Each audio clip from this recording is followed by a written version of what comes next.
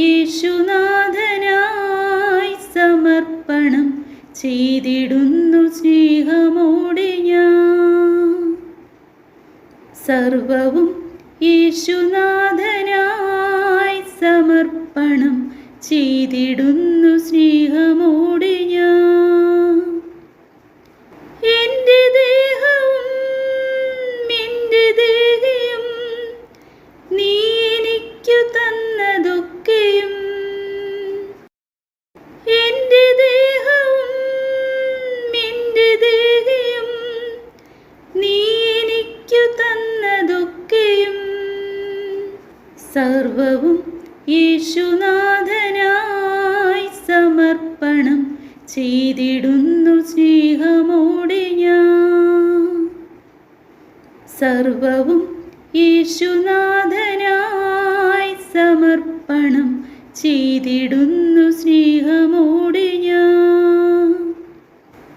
എൻ്റെ ജീവനും എൻ്റെ സ്നേഹവും നീ എനിക്കു തന്നതൊക്കെയും, എൻ്റെ ചിന്തയും എൻ്റെ ബുദ്ധിയും നീ എനിക്കു തന്നതൊക്കെയും, സർവവും യേശുനാഥനായി സമർപ്പണം ചെയ്തിടുന്നു സ്നേഹമോടെ ഞാൻ. സർവവും യേശുനാഥനായി സമർപ്പണം ചെയ്തിടുന്നു സ്നേഹമോടെ ഞാൻ. എൻ്റെ ഹൃത്തടം എൻ്റെ മാനസം നീ എനിക്കു തന്നതൊക്കെയും, എൻ്റെ ഇച്ഛയും എൻ പ്രതീക്ഷയും നീ എനിക്കു തന്നതൊക്കെയും, സർവവും യേശുനാഥനായി സമർപ്പണം ചെയ്തിടുന്നു സ്നേഹമോടെ ഞാൻ. സർവവും യേശുനാഥനായി സമർപ്പണം ചെയ്തിടുന്നു സ്നേഹമോടെ ഞാൻ. എൻ്റെ ശക്തിയും എൻ്റെ സിദ്ധിയും നീ എനിക്കു തന്നതൊക്കെയും, എൻ്റെ സൗഖ്യവും എൻ്റെ രോഗവും നീ എനിക്കു തന്നതൊക്കെയും, സർവവും യേശുനാഥനായി സമർപ്പണം ചെയ്തിടുന്നു സ്നേഹമോടെ ഞാൻ. സർവവും യേശുനാഥനായി സമർപ്പണം ചെയ്തിടുന്നു സ്നേഹമോടെ ഞാൻ. എൻ്റെ ദുഃഖവും എൻ്റെ മോദവും നീ എനിക്കു തന്നതൊക്കെയും, എൻ്റെ ആശയും എൻ നിരാശയും നീ എനിക്കു തന്നതൊക്കെയും, സർവവും യേശുനാഥനായി സമർപ്പണം ചെയ്തിടുന്നു സ്നേഹമോടെ ഞാൻ. സർവവും യേശുനാഥനായി സമർപ്പണം ചെയ്തിടുന്നു സ്നേഹമോടെ ഞാൻ. എൻ്റെ ആധിയും എൻ്റെ വ്യാധിയും നീ എനിക്കു തന്നതൊക്കെയും, എൻ്റെ ഭാവിയും എൻ്റെ ആയുസ്സും നീ എനിക്കു തരുന്നതൊക്കെയും, സർവവും യേശുനാഥനായി സമർപ്പണം ചെയ്തിടുന്നു സ്നേഹമോടെ ഞാൻ.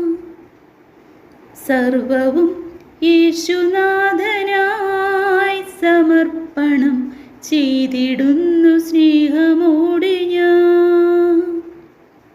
ഹെബ്രായർക്ക് എഴുതിയ ലേഖനം അധ്യായം 1. പൂർവകാലങ്ങളിൽ പ്രവാചകന്മാർ വഴി വിവിധ ഘട്ടങ്ങളിലും വിവിധ രീതികളിലും ദൈവം നമ്മുടെ പിതാക്കന്മാരോട് സംസാരിച്ചിട്ടുണ്ട്. എന്നാൽ ഈ അവസാന നാളുകളിൽ തൻ്റെ പുത്രൻ വഴി അവിടുന്ന് നമ്മോട് സംസാരിച്ചിരിക്കുന്നു.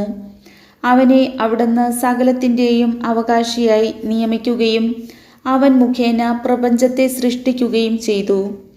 അവൻ അവിടുത്തെ മഹത്വത്തിൻ്റെ തേജസ്സും സത്തയുടെ മുദ്രയുമാണ്. തൻ്റെ ശക്തിയുടെ വചനത്താൽ അവൻ എല്ലാറ്റിനെയും താങ്ങി നിർത്തുന്നു.